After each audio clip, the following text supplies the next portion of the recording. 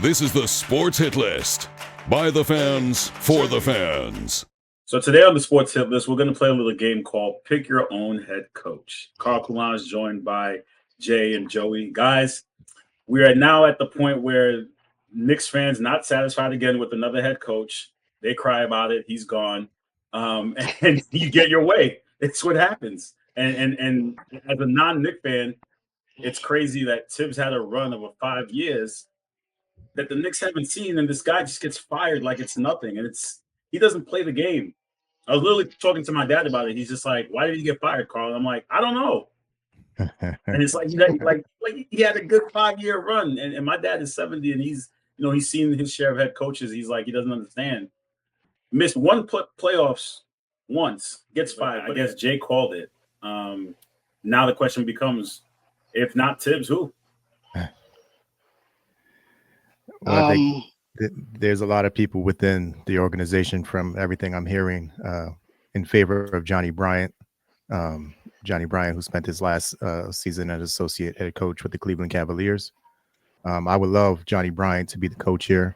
Obviously, the familiarity with the organization, with Brunson. I think it's his time. He's paid his dues with Utah, with us, and then Cleveland. He's one of those smart younger coaches who players just attract to. From everything I'm hearing, he has a lot of fans within the organization who want him to get this job. But there's also that element of the Phoenix Suns, who it's narrowed down between Johnny Bryant and I forget the other candidate's name. So the Knicks, if they want Johnny Bryant, they got to move quick on this. And I think that's one of the reasons why Thibodeau got fired today. I think it's because they want Johnny Bryant. A lot of us fans want Johnny Bryant. And I think the reason they made that move was so they could strike quickly and swoop in and get Johnny Bryant. I would love Johnny Bryant to be the next head coach of the New York Knicks. Johnny Bryant, I like him. I think there's other names that's involved, like Dan Hurley and Jay Wright. That I keep hearing names. Like Jay said, a lot of people in the organization like him. A lot of players in the organization like Johnny Bryant. But my thing is, if they do move on him, if they don't move on him, who would it be? Well, Mike Malone's available.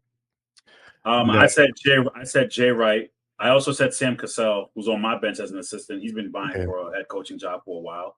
Yeah. And then one of my older buddies, OGs, was like, "Yo, go get Jeff Van Gundy and run it back." I literally just posted it. He's like, "Run it back with Jeff Van Gundy," and has Stan Van Gundy as an assistant. And I'm like, all right. We was talking too, and Jay said that earlier too. He said, "I don't mind Jeff Van Gundy running it back." Yeah, but props to CP over at Knicks Fan TV, who has a lot of sources within the organization. And from what he's reporting is the New York Knicks have zero interest in Mike Malone. They have zero interest in Mark Jackson. They have some interest in Sam Cassell. And here's one for you, Carl. And I don't know if you've heard this. There are small rumblings within the NBA that Rajon Rondo could potentially be thrown into the mix. A lot of players within the league love him, and he's kind of that dark horse right now. So don't be surprised if even if he doesn't come over as a head coach, if we add him somehow to the assistant head coaches under, say, a Johnny Bryant. Yeah, I've heard. I didn't hear him particularly about this job, but I've heard what you heard about him being like a player's coach, as far as like he's done. I guess he's been on other coaching staffs as like kind of like one of those low key coaches. Like he's not like a player development coach, right? Yeah. I think he was with Doc with the Bucks, right? So, but I did say for years we've been saying Jay Wright because of the Nova connection. Right. And a couple of years ago, I thought Tibbs was. I don't know if I told you guys that Tibbs was on the hot seat. What got him was he made it to the second round. I remember that. You told me that. Yeah, he was on the hot seat and getting to the second round. But like I said, I get the coaching change, and having a 5-year run now is pretty shocking as a coach. We've seen coaches get win NBA championships, and 2 years later they get fired, right? So I guess my mindset is like, this guy spent 5 years here. You guys he had a winning record. no coach is perfect, and you guys were building something great. Could he have gotten that extra year? And I always look at the head coaching position like you're in high school and college. You get 4 years, right? And you get assessment. And he got 5. I thought maybe he could have got the 5th. I'm gonna speak on it first because I don't know, like if he should have got the extra year. He was really outcoached badly in this series. Like, and people don't understand how badly he got outcoached. You know, and then he has his tendencies. You know, he's overplaying over minutes on his players. Mm-hmm. That issue since he was in Chicago. Right, but guess what? We knew this going in, and they still hired him. We can't pretend like we didn't know that he was doing this in Chicago and Minnesota. So what are we saying now? But part of that, I give you credit. Part of that issue was the front office thing. He should have had a better bench. Yes. Yeah. But that's not his fault. It should not have happened a week before preseason. It should have happened in the summer. He could have got time to get a roster together. Like, all right, we got him. Now let's put these pieces in on for the bench because you needed shooters and you needed defenders. Well, let me say this before I let Jay go, but you knew his relationship in Minnesota with Towns. It didn't work out. And now you want to bring him back here to New York for a second round. Like, again, I'm not trying to pin it. I always say everyone's going to get part of the blame pie, but it's always like the coaches were the first to go when people don't take accountability for their moves. And I'm saying, like, we knew Tibbs was a hard coach because he did it in Chicago and he did it in Minnesota. We knew what kind of players that he runs. Yes, he didn't play his bench when he should have played them, but these are attributes of Tibbs that we've known for years. Now, all of a sudden, it didn't work out. Everyone's like, well, he's the first one to go. So I guess for me, it's always a matter of understanding that coach is always going to be the scapegoat in a sense. And I don't think it's fair.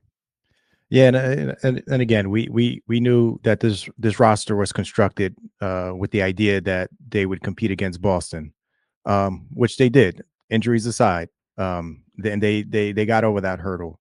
At no point was the conversation, and we talked about this in the last cast, can they beat Indiana? And let's be honest, they could have beat Indiana. They should have beat Indiana, and they didn't.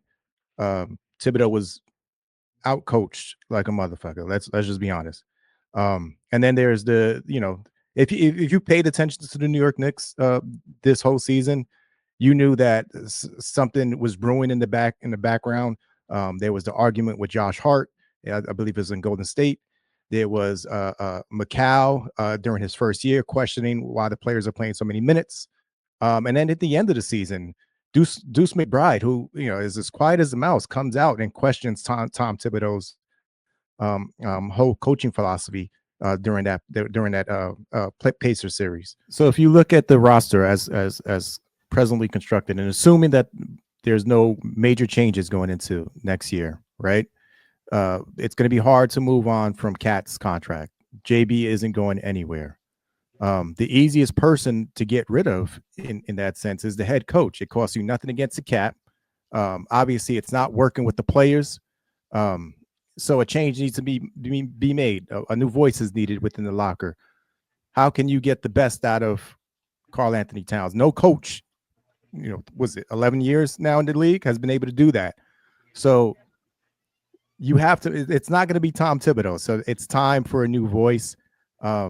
Whether that voice is Johnny Bryant or not, we'll see. But it's definitely not Tom Thibodeau. He doesn't have the offensive mindset to make that work. So it's just time. Well, let me say this, I guess, to kind of, so in my mind, the Knicks don't make the finals is worse than this year. Yeah. So that means it's finals or not. So that means you're gunning for, with the coaching change, you're gunning for the finals. That means we can't say, well, we're giving that new coach some grace period because the reason why is you didn't get to the finals. That means that whoever comes in, if Johnny Bryant's coming in, you guys are going to the chip. Yeah, and I agree with that. And it's funny that you say that because I was thinking about this on the ride home. From here on in, it's finals or bust for the New York Knicks, right? And next year is when you start to question Leon Rose. It's no longer like it's a Tom Thibodeau problem. Next year, it becomes a Leon Rose problem if they don't make it to the finals or win a championship. So Leon Rose is officially on the hot seat going into next season. Let me say this. I was listening to Rosenberg on the radio today, and they were asking, Leon Rose doesn't really do pressers. I guess that's against the Knicks policy to have their GMs do pressers. Are you guys okay with that, not hearing answers from your GM and not answer? talking about moves that are made. Are you guys cool with that? Are you guys? I mean, I like hearing from my GM and getting an understanding. What are you doing with my organization and why you make moves? So the presses for me is always great to understand. Like, okay, this is why we do this. But apparently, Knicks are used to not having your GMs talk to them and they just do whatever they want. They don't have to answer to y'all. Like, all right, well, Look, I'll say it's this. crazy because Stephen A was actually talking about that on NBA Today. He was saying that was one of the things he was talking about. He's like, the guy never talks to the media. Like, it's never been, he's never talked to them. So he felt like he owed an explanation of why you fired Tom Thibodeau. All right, first of all, I'm never going to take anything. No. That Stephen I'm just saying he had a legit, like, if we think about it, every time Leon Rose has spoken, it wasn't an oppressor. He had, like, when was it? One time he was addressing, it was a couple of years ago when they re-signed RJ Barrett. Alan Hahn interviewed him. It's only because it was MSG Network. Yeah, but then Alan Hahn said it. Yeah, he's never talked to nobody else. He's never addressed anybody else. He said that I guess it's an MSG policy. I guess I never realized that. Yeah, your GMs don't talk. I just never realized that you guys don't. And I'm fine with it. If you've been been a Knicks fan as far as long as we have, you're just used to it at this point. And what is he really going to come out and say at this point? Thibodeau wasn't the guy. Cool, let's move on. I am one of those people who have full trust in Leon Rose and Worldwide West and Brock Aller and group.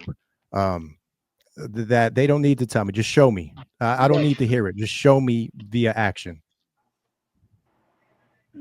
So Johnny Bryant's the guy. Case closed. That's it. Final answer. He should be.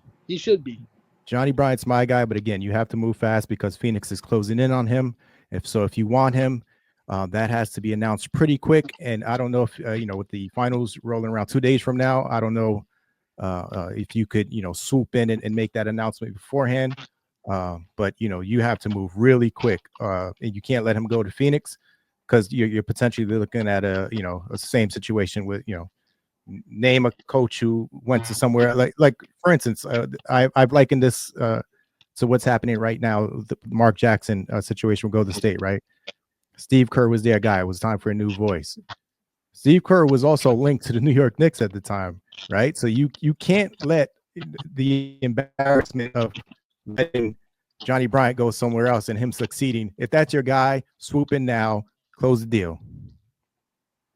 All right, you heard it here first from the Knicks congregation. Like, share, comment, subscribe to all Hitless content. Take care. Thanks for watching the Sports Hit List. Be sure to like, share, comment, and subscribe. In fact, do it now.